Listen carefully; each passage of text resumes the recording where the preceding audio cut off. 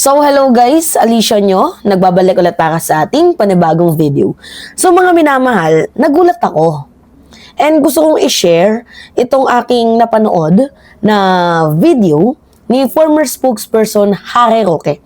Kasi mukhang feeling ko at mukhang natutunugan ko na baka anytime soon, itong si Roque ay baka bumaliktad dito sa mga Duterte, lalo pat hindi po pinapakinggan itong si Roque, ang kanyang mga suwestyon sa mga Duterte, hindi po pinapakinggan. Kumbaga parang binabaliwala itong si Harry Roque.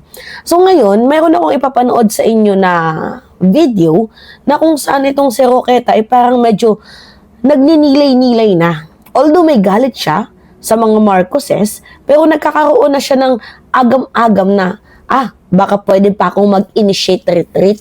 Pwede ko pang bawiin ang lahat. Kahit sinabi ko, bangag si Marcos, adik si Marcos, baka kailanganin pa din nila ako pagdating ng panahon. Pag ilaglag ko lang itong si Inday. Lalo pat nagsalita, itong si Harry Roque na, pasensya na po, tao lang po. Hindi ako nila pinapakinggan. Nandoon na po yung pagtatampo ni Harry Roque at mukhang nagsisimula ng ma-build ang kanyang feelings na lumayo sa mga Duterte. Pero alam mo Harry Roque, welcome ka naman sa administrasyon ng mga Marcoses. Sa admin, as long as magpakatotoo ka lang, magpakabuti ka lang. Pero kung yung iniisip mo na mabibigyan ka ng political asylum, I don't think so. Anyway, mga minamahal, ipanood natin tong video ni Harry Roque. Yan. Sabi dito sa title, mga minamahal, yan. Malinaw? Okay. Roque, pinag-iisipang pagbalik sa Pinas, lalabanan ko Marcos admin sa loob ng kulungan. Okay. Himala Harry Roque At sa akin nga po, talaga pong ang remedyo para siya ay mapalaya. Nakasalalay po yan sa legal na proseso at kung hindi po makukuha yan sa legal na proseso sa ICC, gumamit ng ibang legal na proseso at yun naman aking manumungkahi na hindi na pagbibigyan ng pamilya. Nasa kanila po yan. Pamilya po sila. Hindi po tayo matitinag sa pagbibigay ng suwestyon. Bagamat tao rin po, no? Dumarating sa punto na parang ayaw mo na magbigay ng suwestyon kung talaga namang hindi ka napapakinggan. Pasensya na po. Narinig nyo? Tumarating na po sa punto na ayaw niya nang magbigay ng suwestyon kasi mukhang hindi naman daw siya pinapakinggan. And dagdag niya pa, pasensya na po. Tao lang. And then ito po yung kasunod na kabanata, mga minamahal. Tao lang po. Yan po ang aking damdamin. No? At nag-iisip na nga po ako kung mas mabuti pa sigurong umuwi na ako ng Pilipinas at kahit pa paano, labanan ng Marcos administration sa loob ng kulungan. Kasi sa mga pangyayari po dito sa Tatay Digong sa Dahe, hindi ko naman po maatim na panuurin lang si Tatay Digong habang nakakulong at walang nangyayari. Hindi po tayo nagkulang sa pagbibigay ng suwestyon, kaya lang po hindi po tayo ang nagdedesisyon para kay Tatay Digong. So, ganun yan pong ka-frustrated ako at iniisip ko nga, siguro mas mabuting labanan na yung aking walang saysay na kaso sa Pilipinas at labanan si Marcos dyan sa Pilipinas muli. Dahil kayo namang mga Pilipino, ano ba yan? 2 taon na ako nagsasalita, nagwawakwak dyan sa Marcos ngayon na nagsasabi na wala nang dahilan para magpatuloy pang mamuno ang tao na wala sa tamang pag-iisip. Wala namang gumagalaw dyan sa Pilipinas. Hindi po krimen kung hihingi natin ang pagbibitiw ng isang presidenteng walang saysay. Okay, sa madaling sabi kasi, ang gusto ni Harry Roque patalsikin ang Marcos administration. Ang problema hindi po ganun kadali na papatalsik ang administrasyon ni PBBM dahil in the first place, wala naman pong nakikitang una, human rights violation. 'Di ba? Pangalawa, hindi naman po nag-declare ng martial law itong ating presidente. So, wala pong pinaka-ugat, pinaka-roots, 'di ba, para patalsikin ang admin. Now, here's the key. Kasi ang pino-point out ngayon ni former President Harry Roque is that hindi daw pinapakinggan ang kanyang mga suwestyon.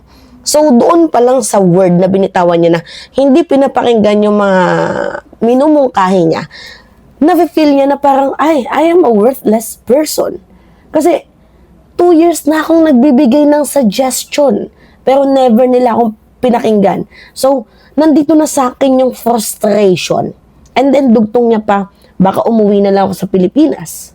And harapin ko na lang yung walang kwentang kaso sa akin. Na hindi ko hinahayaan na makulong or hindi ko hayaan na ganito na lang yung nangyayari kay Tatay Digong sa daig. Pero if you will look into a bigger picture, there's a meaning. There's a meaning. 'Di ba? Sa kanyang mga binitawang salaysay na maybe uuwi siya ng bansang Pilipinas para humingi ng tawad, I think. 'Di ba? Or balimbing kasi hindi po umepekto yung political asylum ni former spokesperson Harry Roque sa ibang bansa. Hindi umepekto. So that, ano yung ginawa ni Harry Roque? Nagmumukmok sa ibang bansa, nagngangawa ng gusto patalsikin na ang admin ni PBBM. Ngunit, hindi magawa-gawa. Kasi wala naman talagang reason para mapatalsik mo ang presidente. Dahil unang-una, wala naman po siyang nilabag sa ating konstitusyon. Pangalawa, wala naman po atang patayang naganap dito sa bansang Pilipinas.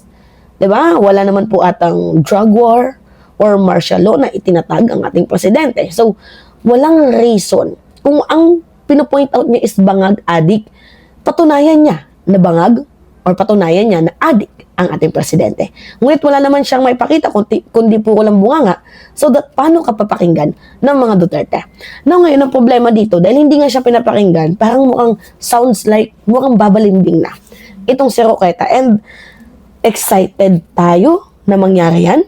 Dahil pag nangyari yan, malalaman natin ang other side or other baho ng mga Duterte na alam ni former spokesperson Harry Roque. So by the way, mga minamahal, habang itong si Harry Roque ay nagngangangawa, umiiyak, 'di ba, sa kakaboses, umiiyak na siya ay pakinggan.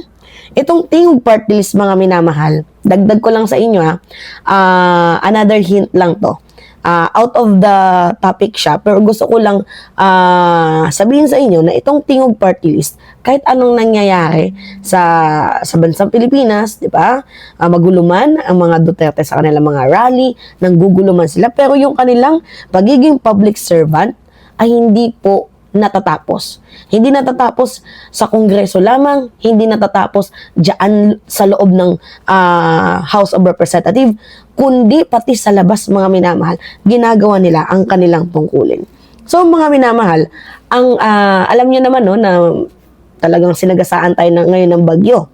Meron pong quick relief, mga minamahal, and quick response into the crisis itong Tingog Party List.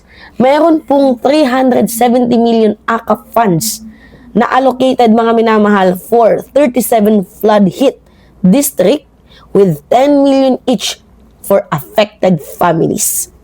Ganyan po kabait itong ating House Speaker. Dahil po sa kanyang koordinasyon, maipaparating ang tulong na yan sa mamamayang Pilipino. And by the way, mga minamahal, hot meal distribution noong July 22, sa Marikina, mayroon pong 500 individuals. Sa QC, sa Barangay Barsa, mayroon pong 1,500 individuals. Sa QC BAI, Upper, 1,000. Sa QC, sa Santa Cruz, 389 ang nakaserve. Sa QC St. Agustin, mayroon pong 500 na nakaserve. Sa Rodriguez Rizal, mayroon pong 1,305. And sa on-the-ground support naman, mga minamahal, actually, may magtanong, ba't mo kino-content yan? Ba't kasama yan sa ano mo? Kasi para alam ninyo yung nangyayari sa ating House of Representatives dyan sa loob ng Kongreso. Kasi ang pangit naman, di ba, na ang pinifeed lang ng mga tao sa inyo is puro intriga. Pero yung mga tamang nagawa, tahimik lang. So, tayo, hindi naman tayo silent sa mga nakikita natin sa palipaligid. So, mga minamahal, sa madaling sabi, deserve naman nilang bigyan ng recognition. Kasi, puro na lang paninira ang ipinupukol sa kanila eh. Ngayon, dahil sa panahon ng pangangailangan at sa panahon ng sakuna, on the ground, on time silang tumutulong. So, deserve naman nilang ma-recognize. Diba? So, on-the-ground support, mga minamahal, relief ops, evacuation center, transmittal transit hubs, meron food packs, hot meals, and essentials distributed by the local government unit and volunteers. So, eto, meron ako ipapakita sa inyo mga minamahal na mga article. Yan o. Diba? See? Baka gawang house speaker yan. Diba?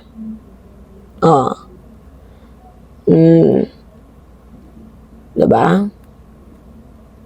Hindi lang yan yung ating sources, mga minamahal.